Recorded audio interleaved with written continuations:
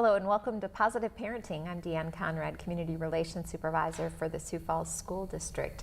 Positive Parenting is a joint venture between the education professionals of the Sioux Falls School District and the medical and child development professionals of Sanford Health. Our topic this time is stress and students. Whether we realize it or not, stress can impact students from 5 years old up to 15 and beyond.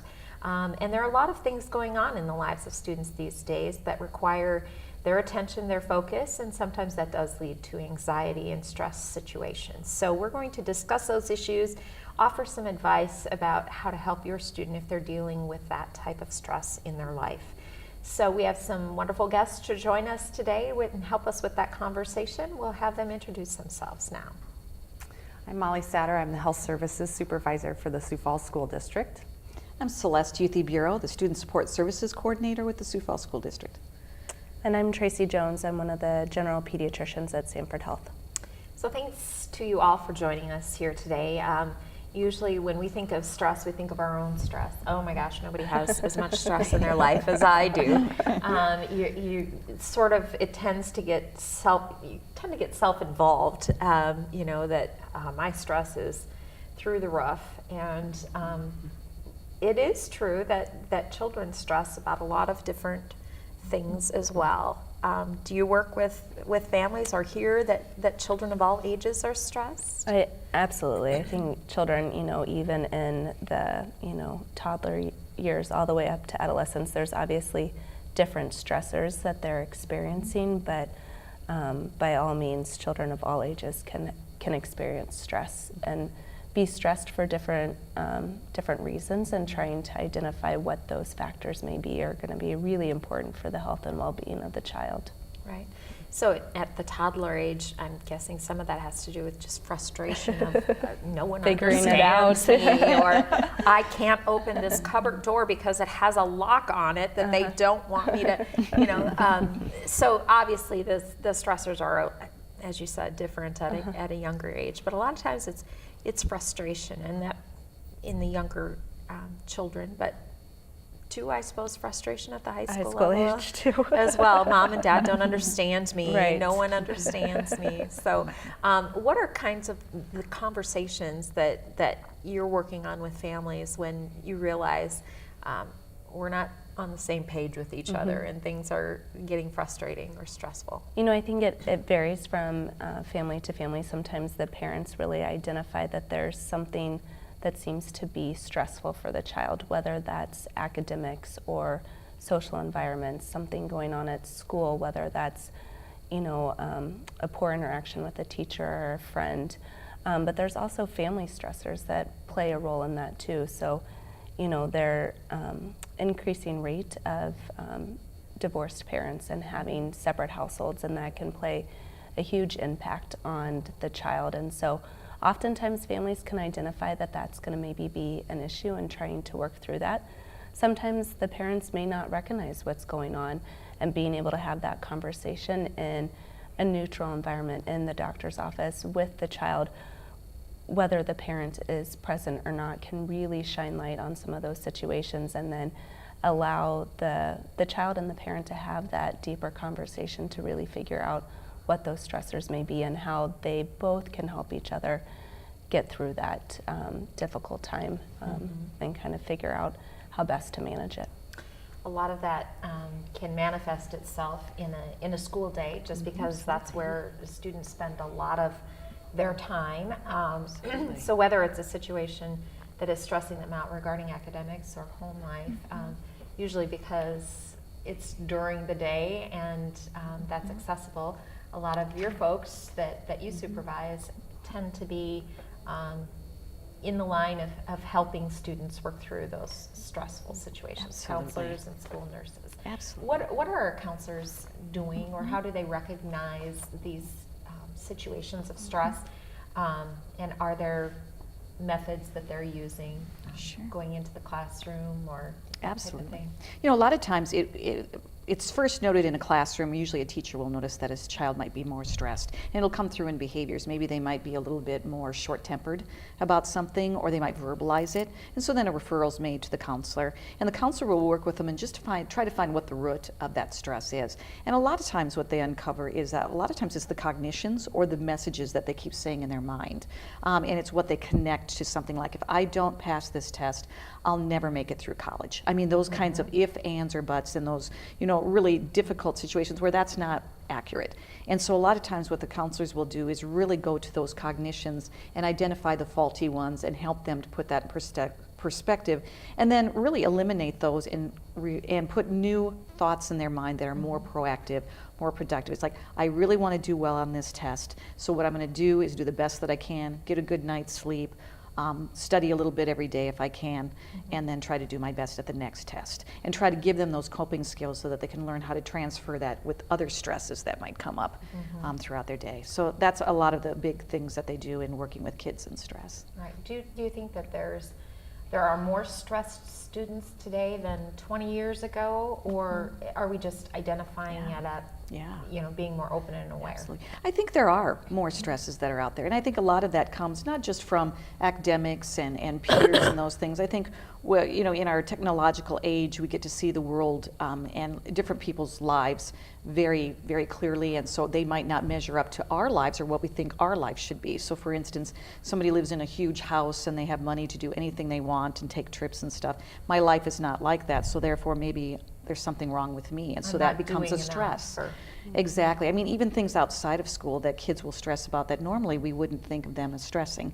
Sometimes we'll find that, and that kind of opens our eyes as counselors to say, yeah, these kids are really feeling some stresses that we never had to deal with too, that we have to learn how to help them cope with. Right. Yeah. And I think one of the things we often think of with high school students is, ACTs are coming up, or there's a large, I submitted my essay for a scholarship and I have to have the scholarship, otherwise I'm not going to be able to pay for college. I'm not going to be able to do what I need to do in order to be successful in life down the road. And certainly there are, those things are prevalent. We had ACTs 20 years ago too, but I don't know, I don't think we talked about college debt. And maybe we should have been talking about college debt 20 years ago. But I think that's more real to kids these days. There's more information available to them, and that can lead to the stress. Absolutely, absolutely. And there's no one way to do things. And I think sometimes people get locked into thinking there's one way, like paying for college. I mean, that's a great thing too. That's a big stressor. A lot of times, not only for kids, but for the families themselves. So then you get kind of a group stress going on. And so that's the things that we can take a look at. I've always been told too that college debt is a good kind of debt. So getting that message out there too. Even if it's debt, do we have to look at it as bad and stressful? Maybe not so. And just kind of challenging some of those cognitions that are getting us in trouble and stressing us out more than they need to. Because there are some kinds of stresses that you don't need to stress about that. You know what I mean? And just giving the kids the information that that's not something you have to stress about. Because kids really do look to us to figure out whether they should remain stressed or be stressed about something. So we have quite a bit of power in being able to assist kids with that and letting some things go. Right. I'm guessing stress presents itself, I guess first thing I think of is a headache. Headaches coming to school, nurses, things like that. Absolutely. Is it more prevalent in one grade level or I really don't level? think so. I think you can see it elementary, middle, or high school, and you see it manifest itself in a variety of different ways: headaches, stomach aches. Sometimes it's a full-on panic attack where they're short of breath and things like that. And so it's really just, our nurses are very good at talking through those situations with children and trying to determine what the cause is. And kids don't have the ability or the knowledge a lot of times to say, I'm feeling stressed right now. So they just come to you with some other concern, and then it's really trying to get to the root of that and figure out what the problem is. And a lot of times it can be just very helpful reassuring them right now that you just seem anxious, and let's take some deep breaths and let's calm down, and just kind of working through that and giving them the tools to physically be able to turn off that fight or flight that sometimes gets activated. And so calming them down in that way. And then again, we talk to parents and try to figure out, if there's major stressor going on at home, and giving parents also the tools to work through that, and if needed, referring them on to their physician so that they can have further conversations. And again, the nurses work closely with counselors and making sure they refer on to them as well. So I think there's always been a a sense of comparing yourselves, especially among kids, comparing yourself to this friend or that friend or whatever, and that feeling of not living up. But my mind goes back to the Leave It to Beaver, from early, and you think, gosh, that was a beautiful world, My life is nothing like that today, but most aren't anyway. And I think some of it is just becoming real with what, when you're in high school and you're taking an ACT, of course you want to do your best. And of course that might make you nervous and stressed, but everyone else who's ever been through the ACT has been nervous and stressed too. So we need to keep that in perspective. Absolutely, and again, to kind of go back to the points that were made previously, I think social media is just a new thing that we're all trying to kind of figure out how best to counsel children on. Everybody puts their best self out there on social media, and so that's really hard for children, I think, sometimes to realize that everybody looks like they have these perfect lives and they're getting to do whatever they want because they have money at their disposal. But there's things like the ACT that affects all children, and to really be able to counsel them and allow them to understand that those things that are put on social media don't always reflect exactly what's going on in everyone's lives. But it's tough. It's tough for adults to understand that as well. And so that's, I think, just a new thing that we're all trying to kind of work out and figure out how best to handle that. And 20 years from now, there'll be something else. Exactly, there'll be something else. I think as a parent myself, where I find myself is sometimes, do I jump in and try to help in this situation, or do I allow my kids to work it out and to, figure it out on their own, not because I'm not paying attention to them, but because I'm trying to help them build a little bit of independence and build, a sense of ownership or responsibility for their feelings. And I don't know, is there a perfect ingredient for that kind of situation? I don't think that there is. I wish that there was, Right. and then it'd be way easier for us Right. all to talk to families about. But even just with participation in sports, the big thing that's been out there on the news is, do all children need a medal or some sort of trophy because they've participated? And it kind of plays into that thought as well as, do we let them kind of fail just a little bit? And I don't think that there's any wrong in that, allowing them some autonomy and ownership to those things, but to also know that you're aware of the situation as a parent, and to be able to step in and manage that is also, something that needs to happen. But again, as far as what that balance is or what the exact ingredient is, I'm not sure anybody knows. And parents of adolescents, I'm sure, Right. Can attest to that as well. Right. Yeah, I think, as a parent, you feel sad when your child doesn't perform at the level that they want to perform. You're still proud. You're proud of what they're doing. But even conveying that to the child, I know my son's in wrestling, and if he gets something less than first place, his world has crashed right before him. And just those simple things, even as simple as, I am proud of you for going out there and doing your very best. And it doesn't matter to me if you're going home with the first place trophy or, nothing at all. But that importance of positive reinforcement. Absolutely. And I think teachers and counselors are probably doing a lot of that during a school day as well. Absolutely. There's a lot of putting things in perspective, I think, for kids that's so necessary. Because look at the strength that you just talked about with your own child. With that, is he had a high goal for himself and shot for a mark. That takes courage, that takes perseverance, that takes all those things. And kids hearing just that part of it, they'll start to really enjoy the fact that I'm able to do this. And they get less involved in having that number one spot and more about, you know what, I'm really working towards this, and that means I'm courageous and I'm doing these things. And those are the kinds of messages that they need to hear, because that's all a part of being, and getting to a goal that you want to have. It's the process and getting there that's more important than actually getting there overall in life when you look at most things. So I think those are the things that we try to do, is give those positive reinforcements and help kids learn how to do that and be resilient on their own when those times come when we're not there to tell them those things. Right. So. I think one of the things I've become more aware of myself is that when you do make a mistake, it's all about how you recover. And that's, or if not necessarily a mistake, but when you've given it your best shot and it didn't work out the way you wanted, how do you recover from that? And you can either be, stomp off and have a fit and make a spectacle of yourself, or you can, embrace this was less than my best, and next time I'm going to do that. But that's a hard skill. Trust me, in the wrestling in the gym, sometimes the adults are having the biggest difficulty with that kind of thing. But again, it's that modeling the behavior that's that we're asking of our kids.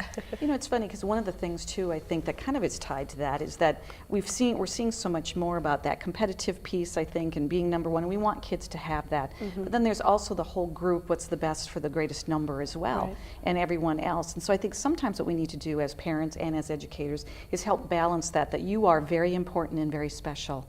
And everyone else is very important and very special as well. You know what I mean? So it's okay to not be number one all the time. Somebody else gets to be, and that's a good thing too, and celebrating those successes. So. Yeah, that's a hard one to learn because, they get so entrenched in what they're doing. And, oh my gosh, I only got a 30 on my ACT. What? And so setting those high expectations is important, but keeping a good balance and putting it all into perspective. How do we recognize when students are getting to the point of too much stress? I mean, we'll probably turn the corner on something a lot deeper in conversation, but stress can lead to horrible choices by teens who are just feeling like there's nothing else I can turn to, and I turn to drugs or alcohol or, even worse, suicide. What's too much stress? Or it's different for every person. Again, I think it's one of those things that sometimes it manifests itself in different ways. And so whether that's behaviors or issues with sleep at night or academic performance, I think parents know their children best. They're with them the majority of the time, but at the same time they're at school for a large portion of the day. And so being able to identify that things just don't seem to be the same as they were, and trying to identify, is this child in trouble? Are they experiencing just too much stress, whether that's at school or at home? But again, I think it's hard to know exactly how much too much stress is, because some children may be able to manage it a little bit differently than others, and how do you identify those that are struggling? And I think, again, that's just a relationship that teachers have with students that can help identify that, then allow the counselor to become involved to also let the parents know. But for the parent to also recognize that, the grades are slipping, or maybe they're not hanging out with their friends as much as they used to, or their social circle seems to be changing, and really trying to be cognizant of something that has changed and maybe identifying that there is just too much stress going on. Those conversations can get pretty heavy at that level when you're trying to help a student, identify and figure out how they can calm their anxiety of this or that. But it's one of those available things where if they turn to alcohol or drugs, and that becomes, I need to have this, otherwise I can't be calm, or I can't do the things I need to do. But again, counselors, nurses are there for support and assistance. Absolutely. I think the number one thing important too is for somebody to be connected with them, especially parents, and also a teacher or a nurse or any staff member at a school, and especially being persistent. So if a child is changing their behavior and that's noticed, that should be brought to the attention of the child. And even if the child's resistant to not wanting to talk about things, to constantly come back to them and say, how are you doing today? You're looking like you're a little happier today. or whatever else, and just not letting it go, because you're showing that you care for them, but also let me help you out in whatever way we can. And then they'll open up and you'll find what ways that you can. And reaching out to parents, counselors then can reach out to parents to say, hey, at school this is what we're noticing. Because a parent can't be in a school. It's our job to let them know what their child's like in school. I have kids myself, and the number one thing I always want to hear at conference time is, how are they in a classroom? I'm not there to know. I know how they are at home. I know how they are with me and their friends outside of school, but how are they in school? And that's what we're there for, is to try to help out with that. Right, and Yeah. identifying those things, those Yeah. changes, where usually Right. when something of a critical nature happens, there have been warning signs. Right. And you don't, as a parent though, you don't always know what resources are available to, help me with this. And it doesn't just need to be me as a parent dealing with it, but there are supports like counselors at schools and the nurses as well that can tie you to resources in the community and counseling services. And certainly we see some of those serious situations where there's pretty immediate concerns, and then we're referring families out. We're connecting with parents and making sure that they get connected with their physician or other community resources, sources of help. We take that very seriously, and our staff are very tuned into things that students might say, and not just brushing it aside as nothing, but really looking into it, investigating what's going on, and making sure that student has the help and the resources that they need in a critical time. So, And that is where partnership is so critical, where we're connected with community agencies and can make referrals for counseling services and things like that. And we are a partner Yes. with the police department and a variety of other organizations that can support and do Absolutely. when somebody presents. Absolutely. You want to just talk a little bit about that? Absolutely. Our partnerships are great within Sioux Falls, with our 2 hospitals that we have, as well as with Southeastern Behavioral Services, Lutheran Social Services, as well as Avera. And so like if a child is so desperate that they're actually talking about doing some self-harm, that's something that immediately a parent is contacted or a guardian, and a referral is made for an assessment. It's a free assessment for them to go through for suicidal ideation or any other kind of behaviors there are. And that's something that's just rote. We do it right away when there's something that might come up in a school setting that's indicating something like that. The other piece we have is that Southeastern Behavioral, through some grant funding, also can provide services for students to have a homeschool-based counselor. So that homeschool-based counselor, how that's different than a school counselor, is that they really delve into that family unit that we can't do as school counselors, because our job is to do the academics and the school pieces that interfere with being successful. They can actually bridge that homeschool piece, which is a really nice component to have, because then we can have consistency both in the home and at school on what's the best interest for this student, and find some great success with that. Right. Yeah. I think, going to a counselor or going to a therapist or something like that has always held kind of a stigma, like, oh gosh, it must be really bad. But I think we probably need to do a better job of just sweeping that notion aside.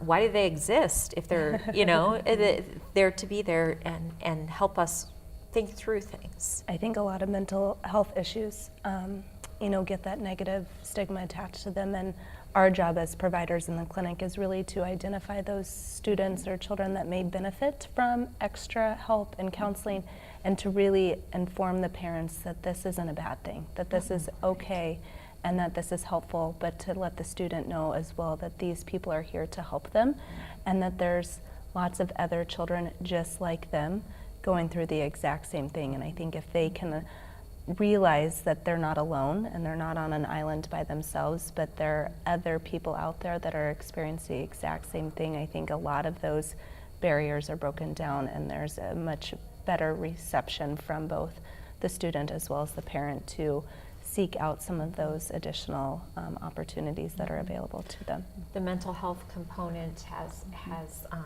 been talked about increasingly in the school system, where we have behaviors that are occurring probably because of these stressors that are happening, and so we're equally invested in trying to resolve these situations so that students can be successful, because it is a barrier. It certainly is, absolutely. And different students come to us differently, equipped differently on handling stressors. Some are able to handle a little better than others. Some we're there teaching them, and that's a part of what we're there for, is teaching them how to cope, how to use those skills to de-escalate that stress that might cause them to be crabby or to blow up and want to throw things, and that's not appropriate to do. That's not going to help you. It's not going to help anybody else either, and here's another way to deal with it. And also not then to shame the person, just help them find a different way of coping with those kinds of behaviors when they come up, or emotions. Right. Yeah. That can be integral to the success of not only the student, but the other whole classmates around environment. them, just in general, Absolutely. helping elevate everyone and helping people understand, oh, well, yeah, this person was, very much in a stressful situation, but gosh, they handled it really well. Or, this is the way I'm not going to handle it, Right. as well. So all important factors. Any final thoughts you want to give about stress, anxiety, kind of the pressures of today? One thing we didn't mention when we were kind of talking about students, I think oftentimes they change their behaviors, or they do things, or they say things because it's really an outcry for help. And so, having the teachers available, the counselors, the school nurses, as well as providers and parents to identify when those things may be done or said, is really to hopefully have that conversation with the student at that time to kind of figure out what some of those stressors may be, and to see how we can help them. Absolutely. There are great resources in our community where people can go to get help. Those agencies want to help and are trained to do so, and sometimes we just need to ask a question about where do I go to get help for something like this, and here's something our family is working through. What's the best case scenario? What's the advice that we can take to make that situation better? So we talk about stress kind of in a, oh gosh, we all have it, but it can lead to serious issues and cause major concerns for families. And so we encourage people who are feeling stressful to reach out to someone in their community, whether that community is the school community, the medical community, friends, family. Reach out. We're all dealing with stress in a different sort of way, and we all need help from time to time. So with that, we'll leave you, and thank you for joining us today on Positive Parenting.